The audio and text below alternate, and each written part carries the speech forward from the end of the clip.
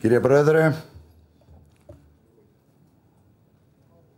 προσκεκλημένοι μας, εξέχοντες προσκεκλημένοι μας, κυρίες και κύριοι αντιπρόσωποι, το Πανελλήνιο Τακτικό Συνέδριο της Κεντρικής ΔΑΚΜΕ αποτελεί, όπως γνωρίζετε όλοι, κορυφαία εκδήλωση του κορυφαίου συνδικαλιστικού οργάνου της παράταξής μας. Είναι προφανές ότι κάπως έτσι το έχετε εκλάβει και όλοι εσείς και έτσι εξηγείται και η μαζικότητα της παρουσίας σας.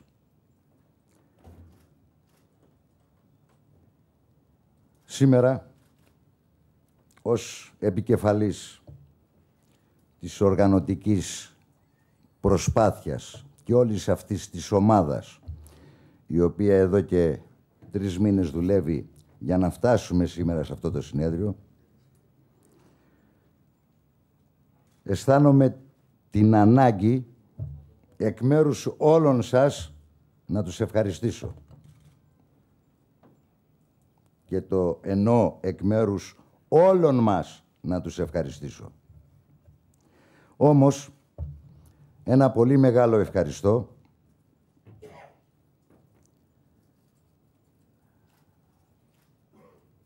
απευθύνεται σε όλους εσάς. Και το λέω διότι κάτω από τις συνθήκες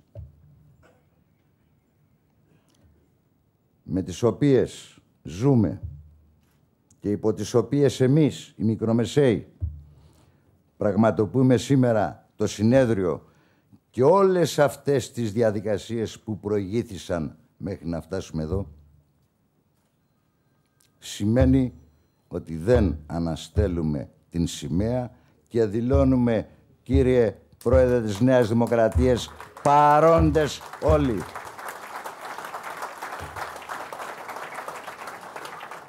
Και θα συμφωνήσετε βεβαίως, κύριε Πρόεδρε, ότι όλοι αυτοί οι μικρομεσαίοι, οι άνθρωποι αυτοί της παράταξής μας, αποτελούν τον ορισμό της ανιδιοτελούς προσφοράς προς τη Νέα Δημοκρατία. Και τώρα και πάντοτε και διαχρονικά. Αυτή είναι.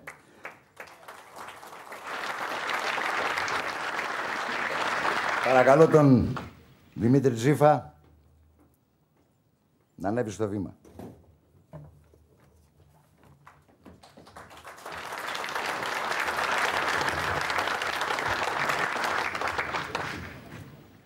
Κύριε Πρόεδρε, σε καλωσορίζουμε στην πρώτη μας εκδήλωση των μικρομεσαίων. Κύριοι τομεάρχες, αγαπητοί φίλοι πρόεδροι επιμελητηρίων, ομοσπονδιών, θα έπρεπε να δώσουμε πολύ χρόνο προκειμένου να πούμε ποιοι είναι μέσα στην αίθουσα. Ένα είναι δεδομένο όμως. Στην αίθουσα αυτή χτυπάει πραγματικά η καρδιά της μικρομεσαίας επιχείρησης. Στην αίθουσα αυτή χτυπάει ο μοχλός της ανάπτυξης της Ελλάδας μας. Ζήσαμε μια πρώτη οκταετία, 81-89. Τότε δεν μπορούσαμε να πούμε ότι κερδίζαμε. Το κέρδος, σοσιαλιστές γάρ, της τότε κυβέρνησης ήταν στο Πύρτο Εξώτερο. Είχε αρχίσει το θεατρικό έργο. Βλέπαμε τις πρώτες πράξεις. Τώρα βλέπουμε τις τελευταίες πράξεις. Και ναι μεν, θα είμαστε τα πρώτα πραγματικά θύματα της κρίσης, κάτι που αποσιωπούν άπαντες. Μέσα, έντυπος τύπος, πληροφόρηση.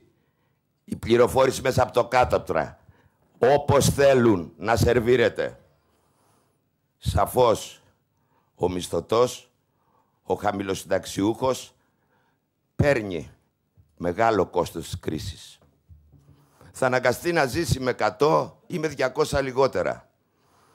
Εμείς, τελειώνοντας την αγορά, κύριοι, τα σπίτια μας, οι οικογένειές μας, για μας δεν υπάρχει τίποτα να συγκρατήσει την πτώση. Και η πτώση είναι δεδομένη. Και η πτώση δεν ήρθε τυχαία. Σας καλωσορίσαμε σήμερα με ένα πρωτόγνωρο σύνθημα για τους ανθρώπους που πιστεύουν στην ελεύθερη αγορά με κοινωνική δικαιοσύνη. Αντιστεκόμαστε. Αντιστεκόμαστε σε αυτά που μας έχουν προετοιμάσει. Αντιστεκόμαστε στο να κρατήσουμε τις δουλειές μας. Αντιστεκόμαστε στο να κρατήσουμε τους ανθρώπους που δουλεύουν στις δουλειές μας. Αντιστεκόμαστε. Διεκδικούμε. Διεκδικούμε τη ζωή. Διεκδικούμε την ελπίδα. Διεκδικούμε να ζήσουμε. Και κανένας δεν θα μπορέσει να μας το στερήσει. Βρίσκεται στην αίθουσα ο πρόεδρος της Νέας Δημοκρατίας, ο οποίος καταλαβαίνοντας τον παλμό ψήφισε όχι στα μέτρα. Ο Αντώνης ο Σαμαράς ψήφισε να μην μας στείλουν στο νεκροταφείο μια ώρα αρχίτερα. Και τα ψευτοδιλήμματα, τι θα κάναμε αν δεν παίρναμε τα λεφτά, θα ήθελα να ξέρα. Στον πρώτο μήνα που κάποιος μπαίνει στη διαδικασία της ζωής και της αγοράς, αν γνωρίζει ότι θα πάει στον πιστωτή, θα πάει στην τράπεζα και θα της πει «Εγώ ξέρεις κάτι, είμαι κακοπληρωτής, εγώ δεν έχω εγγυήσεις, εγώ δεν έχω τίποτα, αλλά εσύ θα με δανείσεις».